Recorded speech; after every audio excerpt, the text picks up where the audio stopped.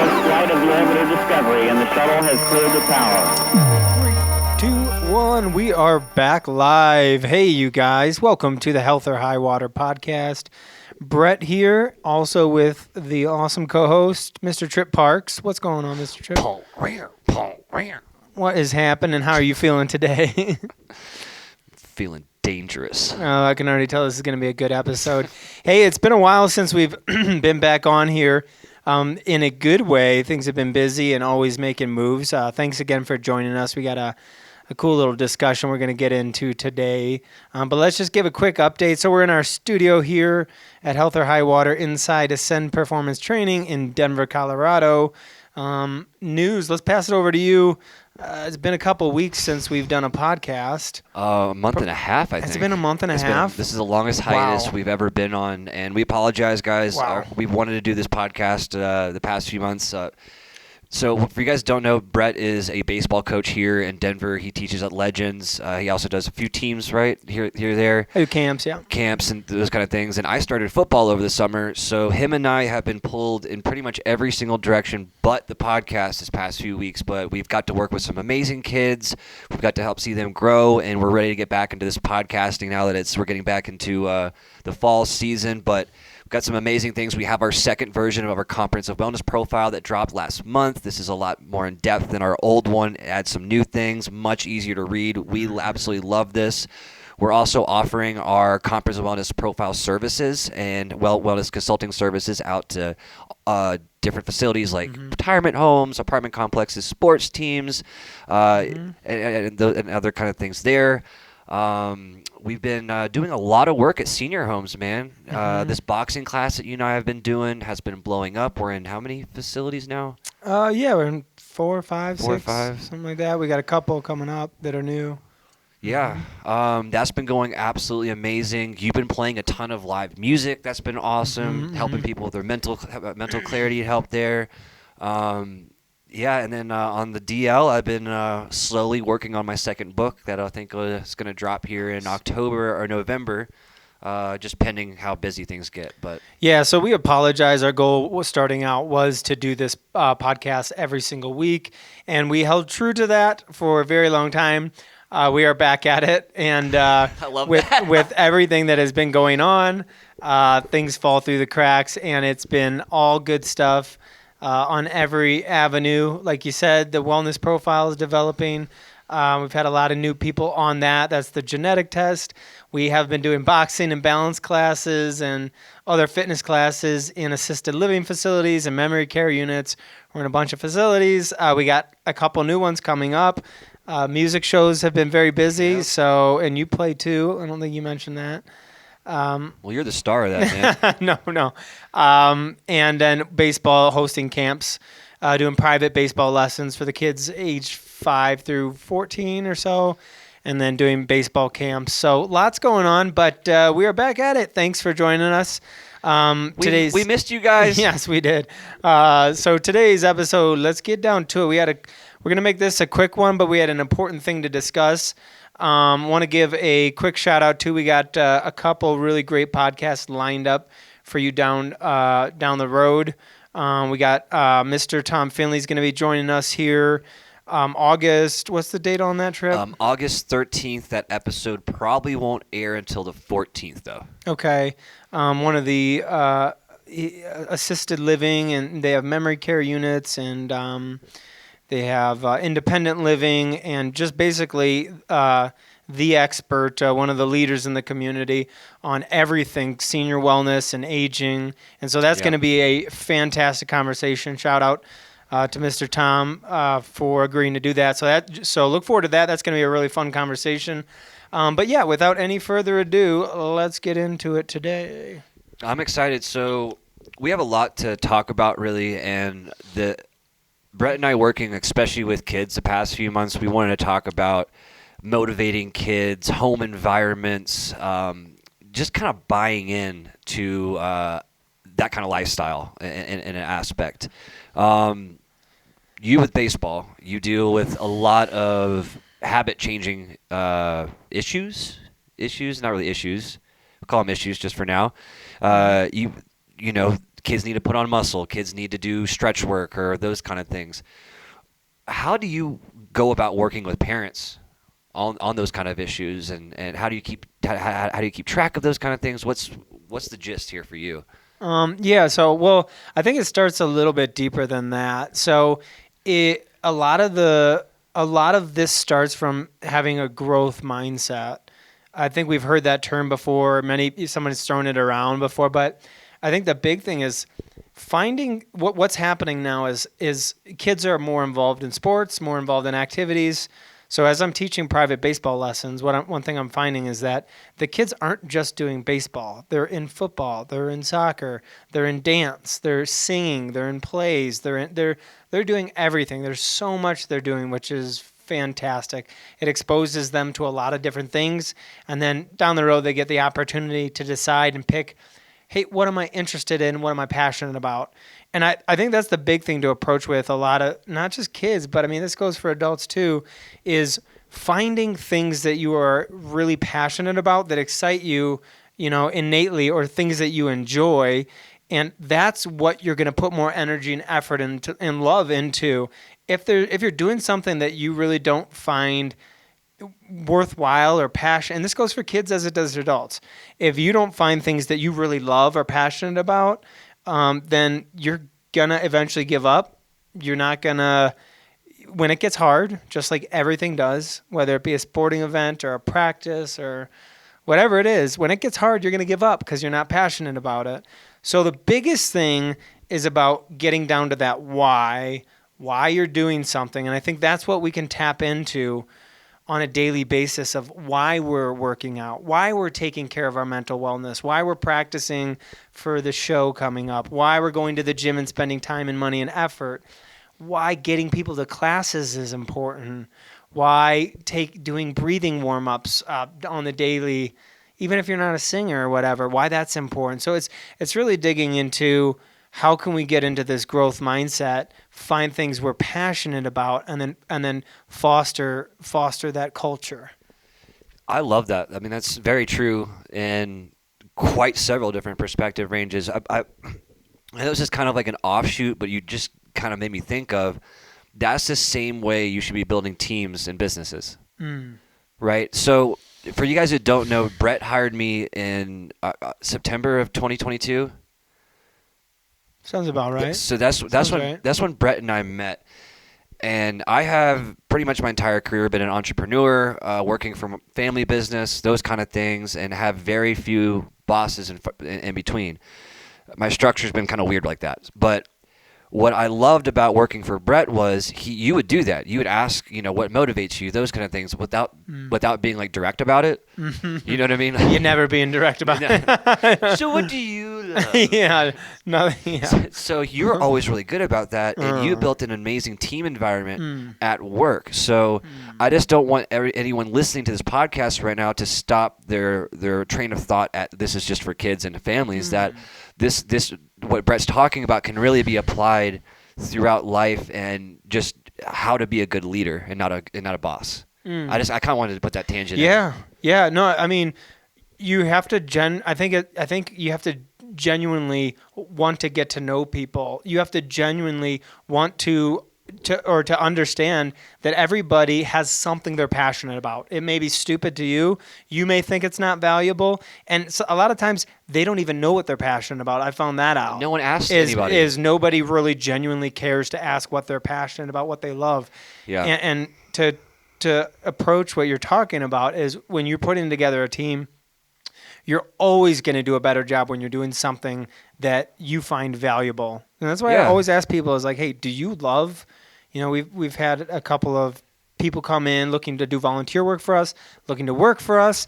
And my question is always the same. It's like, there's a lot of avenues we could go. You could go nutrition. We have a girl who's an amazing girl, who's going to get into diabetic personal training. Now, she has type 2 diabetes. She wants to start working with kids with diabetes and personal training specifically. We have another fantastic lady who is going through chemotherapy, who's looking to come work for us, who we're going to bring on board. We're meeting with her this week. and she wants to specialize in nutrition. So long story short, I ask those questions because if that's what you're excited about, that's what you're going to put the energy and effort into. That's how I think you put a great team together. So, no pun intended here, but I'm not trying to throw you a curveball. But what if, let's say that this is true for sports teams or for business teams. Let's say you know that your team members, they do enjoy the sport or the business, but they seem burnt out. They seem like they're less interested than they were before. And again, this could be from burnout. It could be from things at home, those kind of things. Yeah. What would you do as a team builder to either get people out of that funk or reignite the love for their sport or their profession? Because a lot of us, even me included, there's sometimes I get home and I want to pull my hair out because you just get burnt out. You're like, oh my God, I don't think I can take one more person complaining about what's going on because I'm going through A, B, and C. So what would you do if, So I think that's a fantastic. I think getting burnt out is to be expected. So I think if you're putting your love, your passion, your energy, whether it be you're a director of a facility, whether you're a caregiver, whether you're at a sports team, whether you're a teacher, it doesn't matter what it is.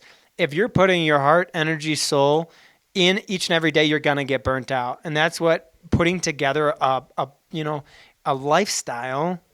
These are the lifestyle programs where they give you an opportunity to take a break from what you're doing, to rejuvenate. For me, for instance, music for me is work. I get paid to do it, but it always replenishes my energy to do the other work. So I get burnt out often, from what we do, and as do you, and I know you said that. But you find things that you love, other things that you love that, revitalize your energy. And I think it's tough for I think being a leader is really tough too. You have to expect that your people are going to get burnt out. You can't expect that they're not going to get burnt out. You have to just assume, hey, at some point, because what's the end goal of all this, right? What's the end goal of being a part of a baseball team? What's the end goal of being an employee, part of a wellness team? So it's an arduous journey. And a lot of times you feel like you're putting energy, your effort, you're putting a lot of, and it's normal human behavior to be like, where's this all going? Like, yeah, I get it. I'm getting a paycheck every 2 weeks. I'm paying my car payment. I'm paying my bills. But where's this going? And that's the difference between making a living and making a life. You have to make I love that. You have to make a living, but but the ones that are blessed get to make a life. And so being a part of a winning team are leaders who give their people the opportunity to make a life, not just a living. Excuse me, guys. I'm chugging an energy drink. It's towards the end of the day here. Just trying to stay alive and give you guys the most energy I can give you guys. That's a good question, though. No, that was a great answer. Super important. I want to add something to that. It doesn't matter how mundane, repetitive your job is.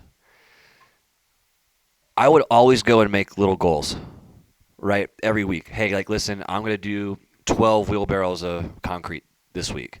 I'm going to do 3 CPA reports, whatever, this week instead of whatever, and try to reach those goals.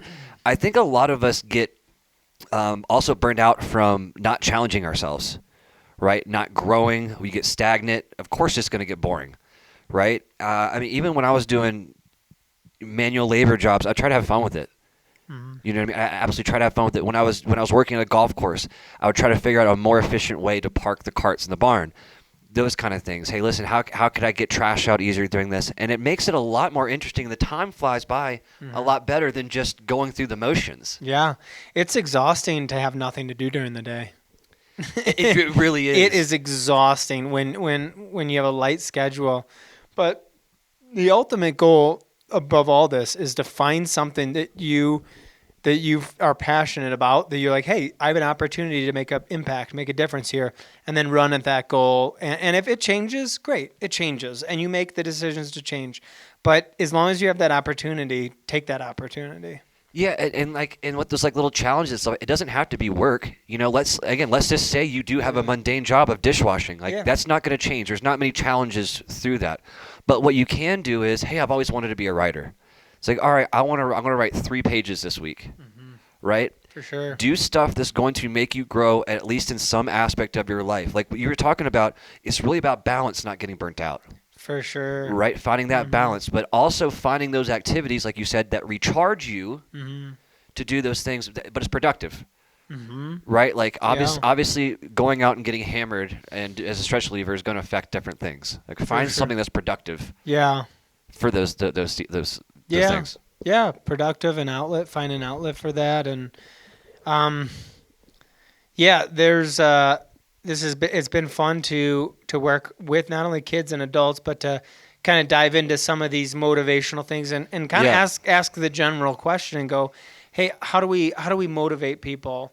How do we motivate kids? How do we motivate teams? How do you motivate yourself? Yeah. What's the secret? What's the secret sauce? And to be honest with you, it's not more complex. The answer is way more simple. I think there's a lot of complexity out there. We were talking nutrition earlier. You and I kind of joke a lot about, Instagram famous celebrities and not podcasters, but influencers that a lot of times they make information seem like it's this really complicated, like black and white. The very like, and it's really not. I don't think it really is. I think it can all be explained very easily. But I really enjoy. I love what we do. I love the opportunity to train, and I see a lot of cross sections between training kids in baseball, training adults, and then training myself too, and even seniors and all that. It's things that I'm very passionate about. I was always fascinated by psychology. I've always been fascinated by behavior, and so I found what I love to do, and so for me, I get excited talking about it. People are like, "Why are you so excited?" I'm like, "Because I'm doing what I want to do." So that's what I want other people to do. Yeah, but it's not just that you're doing what you want to do.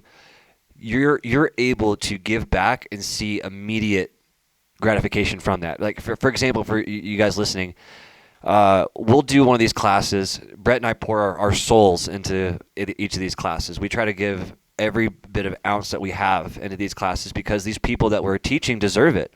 A lot of these seniors, they don't see their family all the times, and we get to see them every week and try to brighten up their day. I kind of forget where I was going with that. I got so emotional about yeah, I think you got all amped up. Yeah, it's just shit. I got so excited. So as you can tell, these are the good things of why we started this podcast too, is to kind of spread energy like this, and you can't fake excitement. You can't fake it. I think where you were going with that is there are times you're exhausted.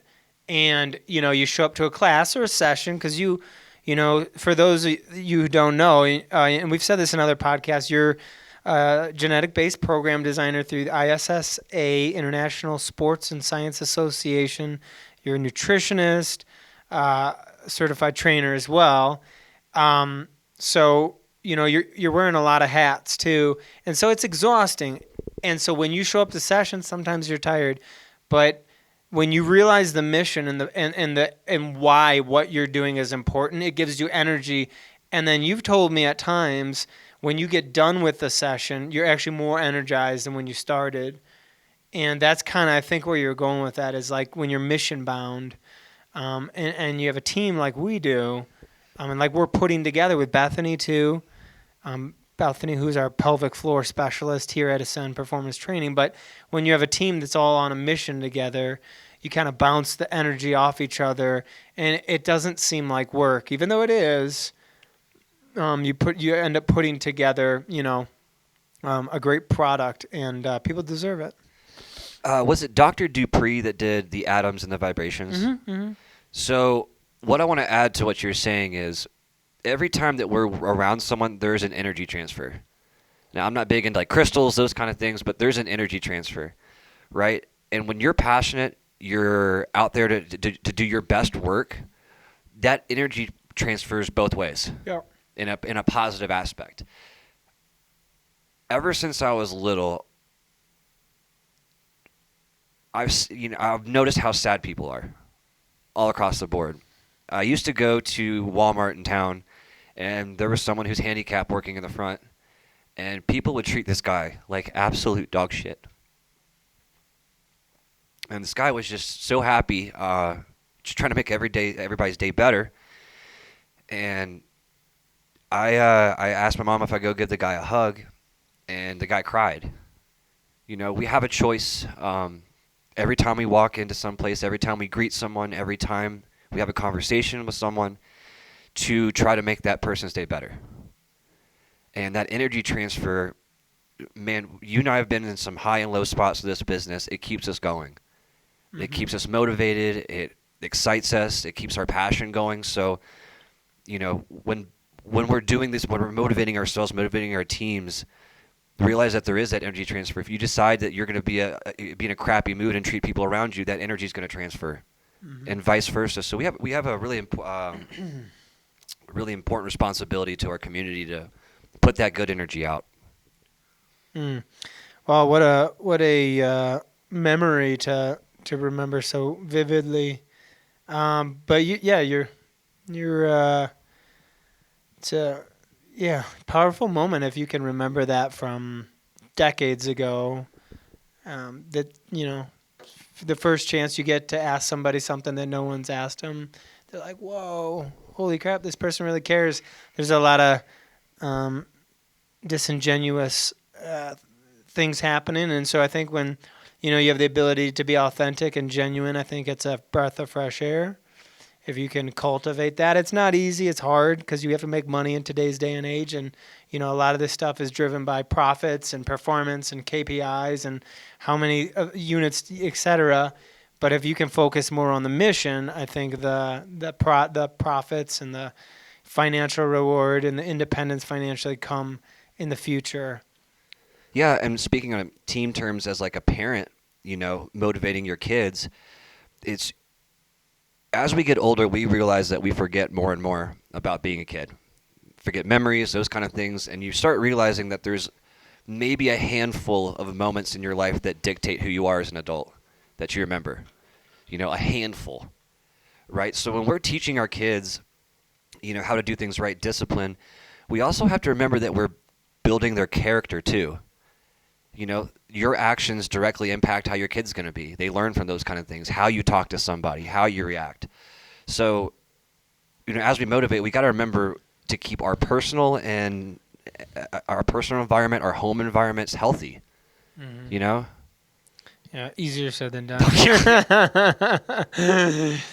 Do you have any tips or tricks on that?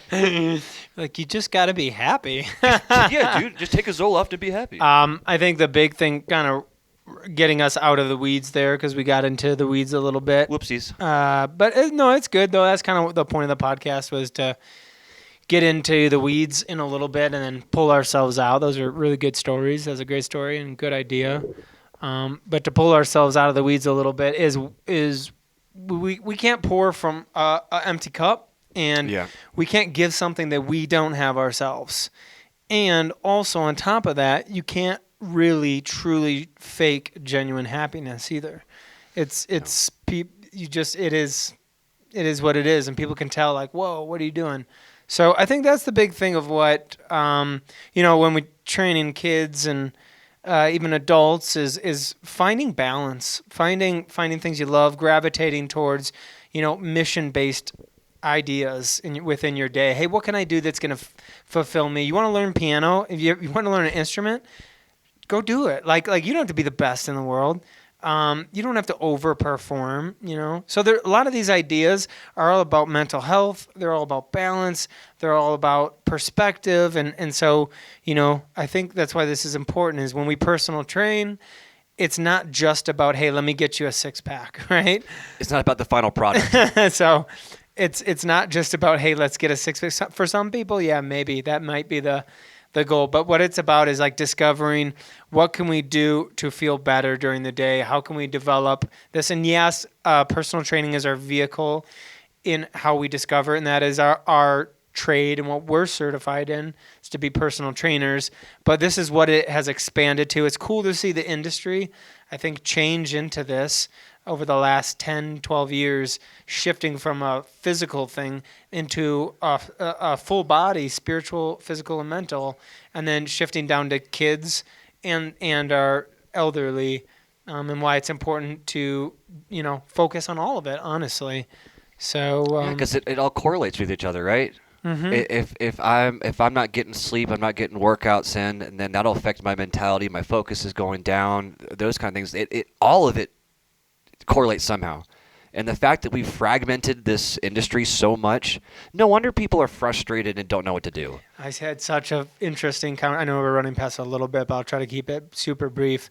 I had a super interesting conversation today with a client of mine about it. I'll try to get the point across concisely about there are things in fitness that we just have discovered. We know them. They won't change. Now, there's going to be a lot that will change, and we'll learn new things. But there are things we know that don't need to change. I think in our social media day of age, for instance, I'll give you an example. There's a study out now where icing an injury is actually not beneficial for the injury. Okay? And I know doctors and physical therapists that are following it, that are going, hey, did you hear about that new study? Now, I'm not here to, put anybody down, but it's absolutely insane to consider that to be true. Icing an injury is such a tool in certain circumstances to improve the health of that injury. Now, do you ice it all day? No. There's a protocol in when you ice it, how you ice it, but bringing cold. But that's an example. There's a lot of other examples like that, like you say all the time, that standardizing some of this stuff, making this well-known, making fitness easy, accessible, making nutrition. How many dietitians do you have to go to who have 8-year degrees to tell you to eat whole foods at a frequent basis, to allow your hormones to find equilibrium, okay? And then finding your BMR, whatever your general basal metabolic rate is, okay? That's your height and weight and your activity level and how many calories you're burning today on a daily basis without movement, and then add in your activity. So you're just doing a couple of simple things here, and it's not complex at all. But well, to add, a little quick to add what you're saying too is like, yeah, there might be an article that says that, but how about all the other articles that disprove it? It's like, well, there's just one here that says this. I'm going to listen to just this one. It's like, we have decades of research. Yeah. What are you doing? Yeah. But that's for us taking things for a grain of salt, right? Like, okay, a new study came out. Cool. Let's learn what the study says and let's do some more to either try to replicate the study or what have you. That's called science. For sure. Yeah. You know what I mean? Like it's great, but to change your entire like wellness plan just based off of like these Instagram trends and these clinical studies is just mind-boggling to me. And the other thing that you bring up all the time, like shout out to you again, because I keep talking about stuff that you've talked about and brought up, is individualized training. So the advice, you may catch a video of me saying something to, let's say, a client or somebody. That advice or what I'm saying is going to be different to a different person. So, and I could go a little bit more in the weeds on that, but depending on where that person is coming from, I may give them advice to take them to the next step, or you might. But the point is that advice is individualized. For the mass majority, is we're giving specific, accurate advice for that circumstance. So, you can't just blanket and say, hey, ice is, are ice baths good for you or bad for you? That doesn't make sense, because in certain circumstances, they're amazing. Is red light therapy, is music, like in certain circumstances, 100%. So, that's what we're moving into. We're moving into an individualized approach to wellness, and individualized, what does this person need? And our practitioners are becoming more and more knowledgeable and aware, and that's what we hope to get from this podcast. We hope to have professionals come on who are much smarter than us in areas that we don't know about, and those are the conversations we want to bring to you guys too, and so that we all can join this journey of learning as we go. Yeah, for us guys, this is about growth for us too. Like, we understand that there is so much more to still learn here. I mean, besides perfection's a dead-end road. That's boring. You know? Yeah, no such thing as Well, it's been a crazy, awesome episode of Health or High Water. Got a couple of great ones coming for you. Thanks for joining us again today. We hope you're having a fantastic day. Don't forget to take a nice deep breath and let your shoulders down, and have a great rest of your day. And we will see you again on the next episode of Health or High Water. Please like, subscribe, share. Every little bit helps. Peace.